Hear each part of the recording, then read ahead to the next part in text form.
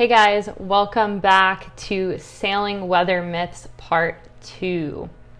All right, let's jump in with our first myth. So myth 1, the wind always increases in the afternoon when it warms up. This may be common with like your typical sea breeze, but you won't always be sailing in an afternoon sea breeze, right? So wind speed changes throughout the day depend on temperatures, especially between the land and the water. So that temperature differential will help you figure out if you are in an actual sea breeze, in which case the land would be warmer than the water. Or if it's just maybe a pure gradient wind. And if that prevailing gradient wind might be fighting against the sea breeze, that actually could make the wind decrease in the afternoon, right? We also have to think about other cases where maybe the wind is not increasing in the afternoon. Maybe there are clouds that are coming in, and when that cloud cover comes in, it overall creates a blanket, which decreases the wind speed. You also may have something like cooler air filtering in, and as the cooler air comes in, there is less mixing of the atmosphere, and so you don't get as many increasing gusts into the afternoon.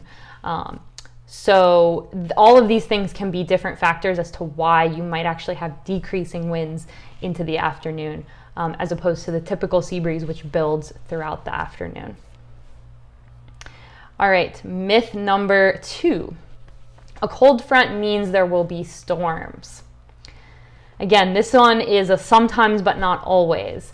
So not all cold fronts have storms with them. We do have dry cold fronts, which basically means there's drier, cooler air filtering in, maybe just with a high pressure system. Maybe there is not a big low with storms and a squall line coming in. So while it is pretty common to have storms and a squall line with a cold front, if it's a big like low pressure system coming through, we do have these dry cold fronts. One great example is the backdoor cold front in New England. This happens a lot in the summertime or even spring when you get the high pressure coming to the north of New England, and it brings a northeasterly wind or cold front with the northeasterly wind and that high pressure coming in. That's cooler, drier air.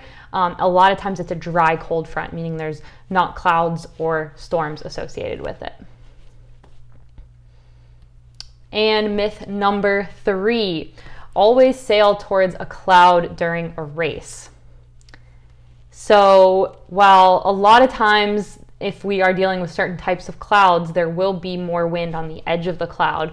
I always say you want to think about the underneath part of the cloud being very light wind because you have air rising.